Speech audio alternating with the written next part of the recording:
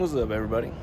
Out here today. Figured I'd do a little walk around, even though this thing's really dirty. I haven't done one of these, so I wanted to get you guys a little rundown of the LML 2016 LML Duramax. So I'm gonna flip the camera around and show you guys. So we'll start out with the back. Nothing crazy, just debadged. No more GMC, no more Sierra, no more Denali. So it was pretty easy to get off. Cleans up the tailgate. I don't know, I never liked those little badges. So the rear taillights are Lux film tinted with the smoke, I think it's called, or the darkest one ever they make. So they came out pretty good. So all three factory lights with diode dynamic. Forget what bulb number they are, but they are the 700 lumen, I believe. The $100 or $125 ones. They make the 500. These are the bright white. Let me see if I can. Let me go get the keys. I can show you. I also have the amp steps for the 1500s, because if you know, you know. So those are awesome. Those are wired in, and they have lights, LED lights to them. Reverse lights, yeah, they might not work because it's light out. It needs to be dark for them to work with the key. So you can still see the red. B&W 7-inch drop tri-ball with the bolt lock going on there. We got a 5-inch exhaust from Flow Pro with a 5-inch or a 5 to 7 or 5 to 6. I think it's a 5 to 6 tip. 24 by 14. Bishop, American Force Bishop SS. 8 wheels, powder coated, all black. No rivets with the American Force twice. And that's also, it's all powder coated in there. No machining. We don't do that around here. Just straight black. These are the 33 1450 Venom Power RTs, and there are really hasn't worn at all. I haven't put any miles on this thing, maybe 5,000, and they look brand new still. Rotated, obviously, and they were wearing pretty good. They're a little loud, but they roll nice. You can definitely, it's with the lug pattern, you can definitely, with the 24s, you can, and the 33s, that low pro, there's really not a whole lot there. But we got some cushion. We only run 45 PSI in them, and it rides pretty dang smooth. So, the Fox 2.0 with the remote reservoir shocks all around, all four. Got a polished drive shaft. Factory rear is all the same. We have a full-size spare underneath. I think that's a Cooper SST Pro. I picked it up actually when I had a flat. I just threw a brand new one on there.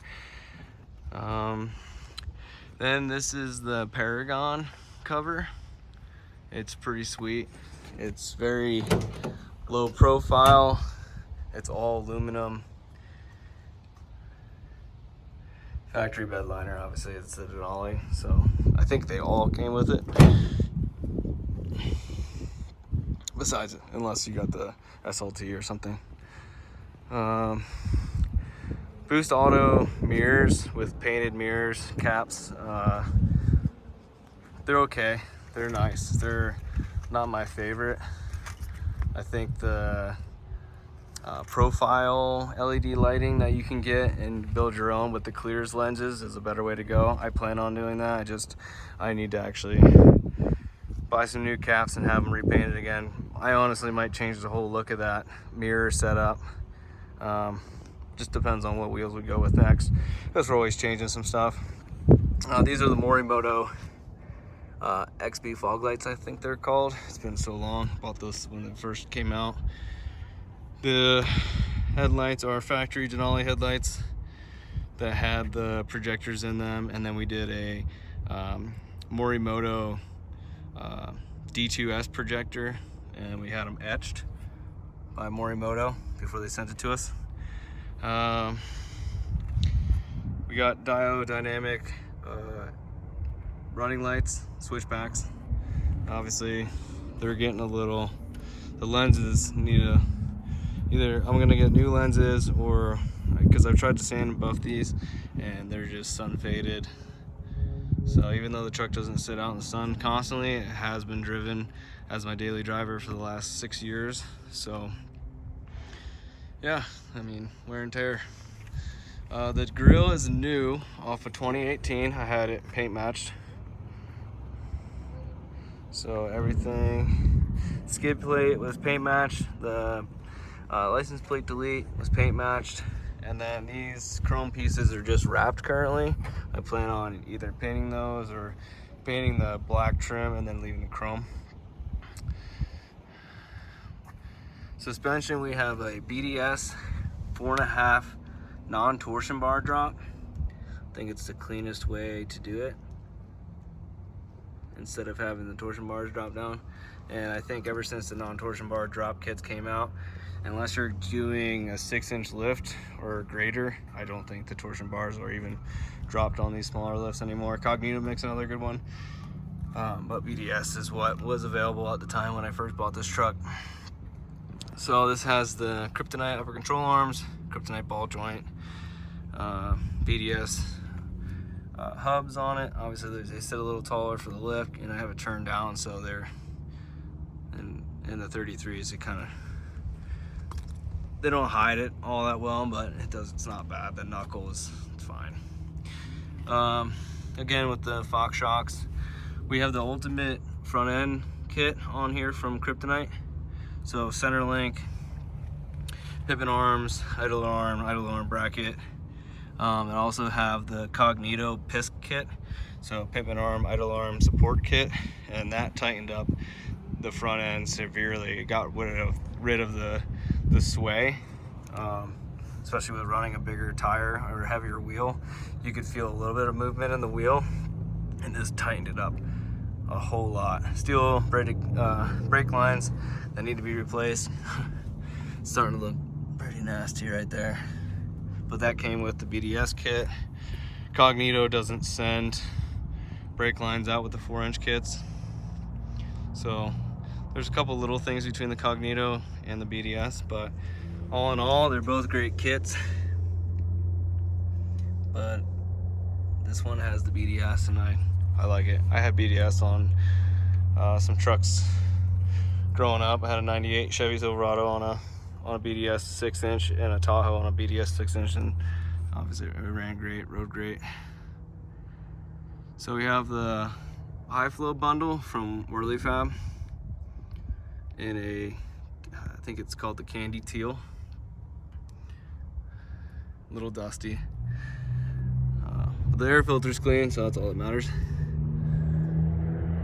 We have the John C. Garage dipstick bracket. We also have this fuel line, low pressure fuel line kit on here.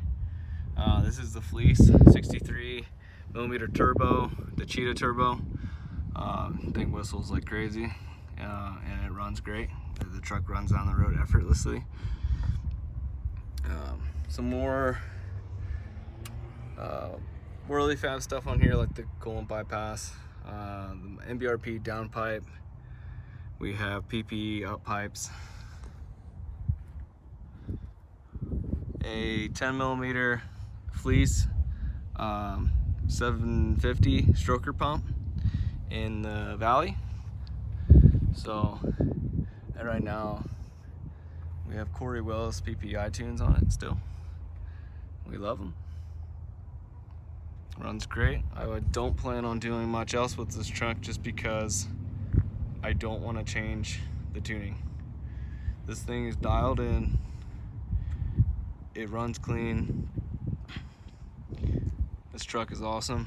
The way it runs, tows trailers, couldn't really ask for really anything better. So, 6-speed transmission. It's still stock. Haven't had to do anything to that. It's the Iridium Metallic Denali GMC paint job. Like, I believe the paint code's a 1v1, something like that. So, but it's iridium. It's got a fast 165 gallon per hour lift pump with the XL filters on it, ran down to a Beans diesel sump. Mine's the single port on there, just because they did not have the multifunction at the time. They just came out with that recently, so I have the return going into the factory line. So maybe one day I'll change it. Just depends on if I want to get fuel on me again to change the base out, so we can get a different sump to run the multifunction. But right now we're okay with the single port, and it's fine. But yeah, not much else under the hood. I plan on doing coolant tank, upper coolant pipe, the cover, you know, just when the truck is at the age where I can toss a little bit more money at it. But right now it's where I want it to be. Like I said, I drove this truck every day. It was my personal vehicle. Bought it new with 30 miles on it, and it has 75,000 on it now.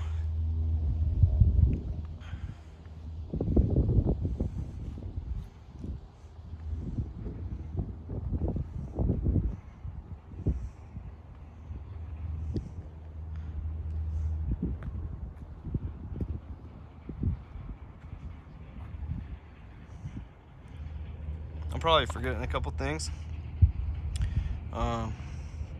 Haven't done anything to the inside. Stereos and stuff, it's all factory, Bose.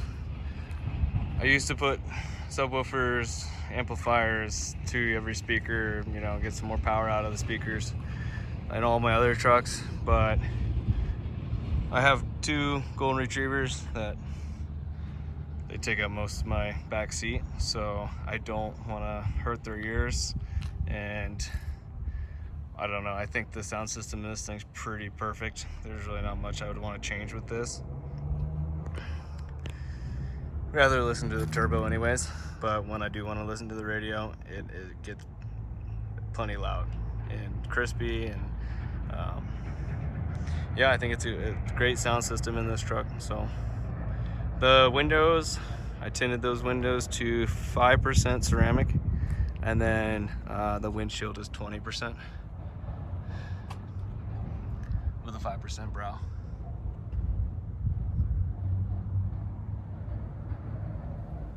So I'll get you a look on the inside. The inside looks like 5% over 20. Honestly makes the windows look pretty dang clear. Sunroof's 5 over factory, so that's about 1. And I did 15 over the factory rears, so that's all around 5%, so it matches pretty perfectly all around. It gives it the uniform look, and it doesn't give you that mirror effect at night. So here we go. Stealing my thunder out of my video. Sounds good, bud. So anyways, this is her. She's got 16 Aurora rock lights underneath. 3 in each wheel well, 2 down the side, underneath the doors, 1 out front facing the lift kit. So basically bolted onto the back side of the license plate bracket. Well, the license plate bracket that would be there. And boys, if you ain't cleaning the inside of your wheels, are you really cleaning your wheels? Mine are a little dusty, but they're clean. Power stop brakes, drilled and slotted on the fronts. I haven't changed the rears yet. The fronts got warped coming down I-70. So I went ahead and went to the power stop.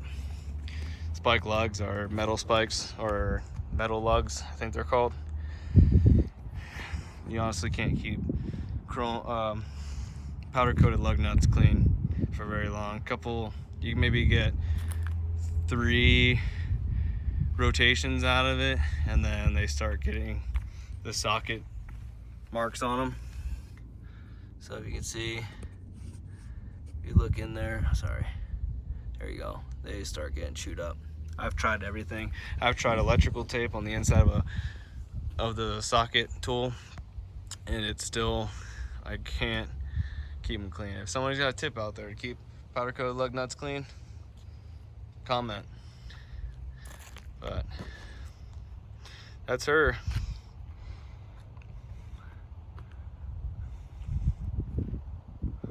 If you got a name for this thing too, let me know. Put it in the comments, because I'd like to hear what people come up with. Sometimes I call her Big Bertha because she's wide, and I know a lot of guys will like the lowered look with the wheels, but honestly, when I first bought this truck new, I put McGaughey's drop shackles in the rear, the ones that you actually have to bend the pinch weld of the bed. So if you're gonna do drop shackles, go with John C. Garage. He's got ones that drop it, you know, 1 inch and whatever instead of the full 2 inches, so you don't have to bend that over. I think if you look in here, I bent mine over. It's not a big deal, but I don't know. I could probably bend that back and be fine. I've seen people cut it, and it's like, you could have just bent it over. It's fine. But yeah, if you, when I had it lowered, and I had it on 22 by 12s, just because at the time I didn't have the bumper spaced, and I used just fender washers and longer bolts, and I spaced it myself. I didn't buy a kit. I didn't want the full 3/4 inch, I think it is, but I just went out just to where, like, basically this line on the trim comes. So I think the other one spaced it to Moses here, and then you have a bigger gap in here. This is still pretty tight, so I only spaced it a little bit. But at the time, the 22s on 33 1250s, it just looked too small. So they rubbed a little bit on the inside there and right there. And after doing the 4-inch, and it's turned down, I do have a 2-inch block in the rear, but with the front turned down, I know a lot of people crank them up to fit like 35s and 37s. I think 35s would fit on here fine if the offset wasn't so much, but 37s would be a tight fit. I think this lift is kind of a glorified right way to do these trucks without cranking the keys up and putting a ton of preload on the lower control arms. This is the best way to get some more height out of it, because it's such a large truck at the time. But like now, putting this truck up against a new 2020 GMC, this thing is tiny. Any of the new trucks are huge. Like, I thought this truck was big when I first got it, compared to my 02 LB7, because it was. So putting a tire on here, you wanted something bigger, a little bit more offset to kind of fill out the rest of it. But after putting the 14 wides on, realistically the 35s or the 33s look perfect. You know, I think 35s would have been too much. You would have had to SEMA beaver your front end. You know, if you did it the right way, you do NorCal mod, or what they call it, and cut the back of the fender and then trim the bumper up. But I didn't want that. I just wanted it to fit nice and not have to cut anything. So I have plenty of clearance now. So yeah.